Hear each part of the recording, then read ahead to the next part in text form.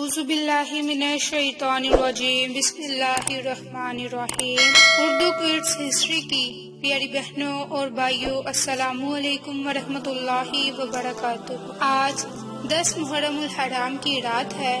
آج کی اس ویڈیو میں آپ کے ساتھ 10 محرم الحرام کی رات کا خاص عمل اور وظیفہ شیئر کرنے جا رہی۔ یہ وظیفہ آپ نے خصوصی طور پر 10 محرم الحرام کی رات کو کرنا ہے اور آپ نے 4 رکعت نماز نوافل ادا کرنی ہے۔ 4 رکعت نماز نوافل ادا کرنے کا جو طریقہ کار ہے وہ آپ کے ساتھ آج کی اس ویڈیو میں شیئر کروں گی، اور ساتھ ہی ساتھ 10 محرم الحرام کی رات کی فضیلت اور برکات شیئر کروں گی۔ یہ وہ رات ہے کہ جس رات کی مہلت امام حسین نے یزیدیوں سے لی، اور آپ کا مقصد اس رات میں اللہ کی عبادت کرنا تھا، اور امام علیہ السلام نے اس رات 3 حصوں میں تقسیم کیا۔ ایک حصہ جس میں آپ نے اپنے اصحاب سے مخاطب ہوئے اور انہیں فرمایا کہ اگر آپ چاہیں تو آپ رات کی تاریکی میں یہاں سے واپس چلے جائیں،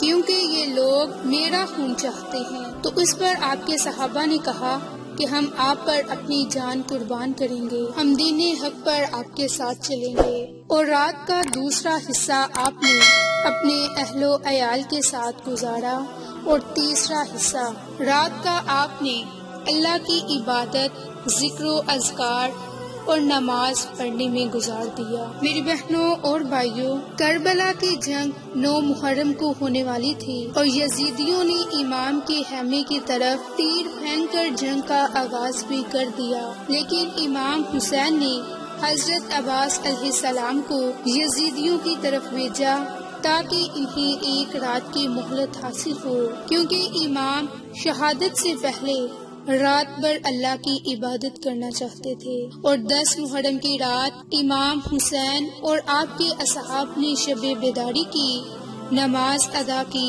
قرآن پاک کی تلاوت کی، ذکر الہی کرتے ہوئے آپ نے اس رات کو گزارا، اور اس طرح آپ نے اس رات کو عبادت کی۔ تو میری بہنوں اور بھائیوں، اب آپ کو یوم عاشوراء کی رات کے 4 رکعت نماز نوافل شیئر کروں گی کہ آپ نے 4 رکعت نماز نوافل ادا کرنے ہیں۔ پہلی رکعت میں سورۃ فاتحہ کے بعد 3 مرتبہ آیت الکرسی، اور دوسری رکعت میں سورۃ فاتحہ کے بعد 3 مرتبہ سورۃ اخلاص، اور تیسری رکعت میں سورۃ فاتحہ کے بعد 3 مرتبہ سورۃ فلق، اور چوتھی رکعت میں سورۃ فاتحہ کے بعد 3 مرتبہ سورۃ ناس پڑھ کر جب 4 رکعت یہ نماز نوافل پڑھ لیں تو پھر آپ جائے نماز پر بیٹھے ہی 100 مرتبہ سورۃ اخلاص کو پڑھیں اور رب کریم سے خصوصی دعا مانگے۔ انشاءاللہ رب کریم اس رات کے صدقے